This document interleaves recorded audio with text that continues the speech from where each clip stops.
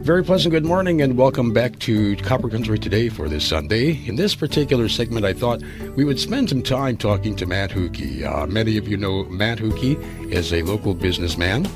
Matt is also running for state representative, Michigan State Representative in the 110th District. And I would like to welcome you to the program very much, Matt.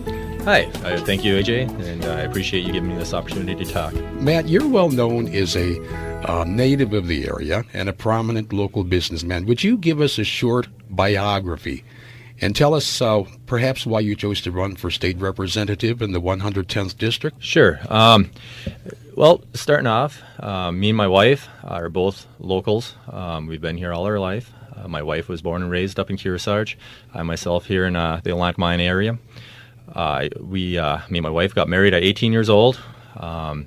We struggled at 18 to go to college, work full time. From there, I've managed a few different businesses, and about 10 years ago, me and my wife decided to get into business for ourselves. We currently own Matt's Auto Glass and Auto Repair up in Atlantic Mine. We employ 4 people, so there's a total of 6 of us up there working. With that and being a business owner, and with the obviously economy that we're living in right now, has compelled me to feel I need to run. Our economy, obviously, especially in the Baraga County and Ontonagon counties, is suffering greatly. While I've been out doing work in those areas and talking to people, the people are scared. They're running short on their unemployment benefits. They're on their multiple extension. We know that can't continue forever. We need jobs. We need solutions. We need jobs. We have Kennecott Minerals. Obviously, that's not in the 110th District, but it's very close, and that will have a great effect on Baraga County. With Kennecott, one of the things that I found frustrating, and now with Mike Lottie, and I've talked to him, I like Mike Lottie. To me personally, he will support the mine. But yet, in the media, in the paper, print, everywhere, I have yet to see him once support that mine. The other thing, a lot of the people that are against the mine are against it with misconceptions of what it is and how it is to be done. A lot of people I've talked to that are against it believe it's a solution mine. It's not a solution mine. It's a conventional mine. They have to know that the water discharge from that mine is held to a higher standard than our drinking water. These are the things that I wish Mike Lottie would be out there explaining to people, relieving people of their fears, and with that, hopefully growing support for the mine, because that's the thing that's holding back people's support for it at this time, I think, is the public opinion. And I think Mike Lottie could have a huge effect by publicly supporting it, and he hasn't, and that has compelled me to feel like I want to be in that position to be able to go out there and fight for these jobs, these base industry jobs, which will bring prosperity back here to the UP. Mm-hmm. We'll touch on the mine a little bit more later in the interview. If you're elected, Matt, what are you hoping to accomplish, and what do you believe that you can realistically accomplish during your first term as state representative? Jobs, obviously, I do believe that if that's your focus, I do believe if you chase every rumor, every possibility out there, and you fight for it through the end, I think there's many opportunities that we have up here. And that's what I want to do. I want to be the person looking down every lead, trying to encourage businesses and industry to this area. Mm-hmm. Recently, there's been yet another effort in Lansing to overturn term limits, even though Michiganders overwhelmingly support term limits. How do you feel about term limits? Do you think they should remain in place? Do you think we should throw out the term limit laws? What do you think about term limits? Term limits are kind of a double-edged sword, I must admit. I do believe I voted for them. But on the same token,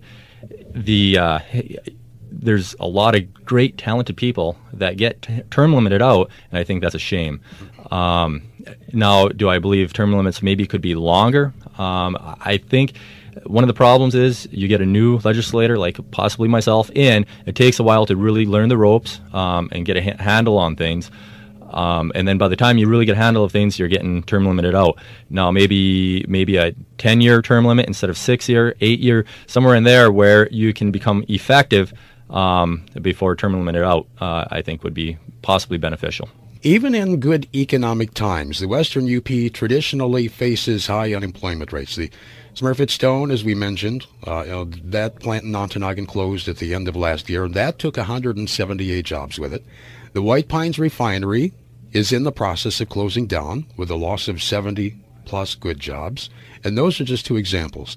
How or what do you feel can be done about the high unemployment rate and the loss of the tax base that these companies provide? Once again, we got to look at what we have here as a community. What we have here, for one thing, are talented people. People are hardworking and willing to do what's available for them to do. We also have vast natural resources. We have the timber industry, plus we have minerals in the ground that are very valuable, especially at this time. Commodities are high. On the very western end, we have Orvana Mining Company, who is in the works of trying to get their mine operating. What we have to do is expedite it, get it rolling as fast as possible, take down the roadblocks that may come. We need them here. We need these base industry jobs. Now, our tourism industry is also very important. We have to open up our tourist industry I think snowmobiling obviously is a big part of it, but also what I've seen is a huge increase in the interest in four-wheelers. I think if we could get a good trail network up here, I think that would be extremely important. But we have to understand we cannot rely strictly on tourist industry because of the fact that those jobs, which are very important, but our restaurants and our motels, they're great and we need them, but those jobs are minimum wage or a little higher than minimum wage jobs. That kind of economy does not really create a healthy community. What we do need are base industry jobs, so those jobs that pay in between $20 to $45 an hour. That would create a healthy economy. Okay, how would you go about attracting outside companies to the UP and to keep the economic base that we already have? One of the things, there's been many opportunities that we've had between paper mills, you name it. What we've done is we've handcuffed ourselves.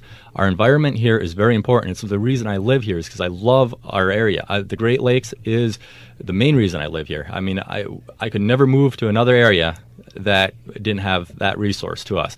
But on the same token, with that resource, we have to be careful that we don't handcuff ourselves to the point where we cannot allow certain industries in, especially when they can prove that they will be good stewards of our environment. Mm-hmm.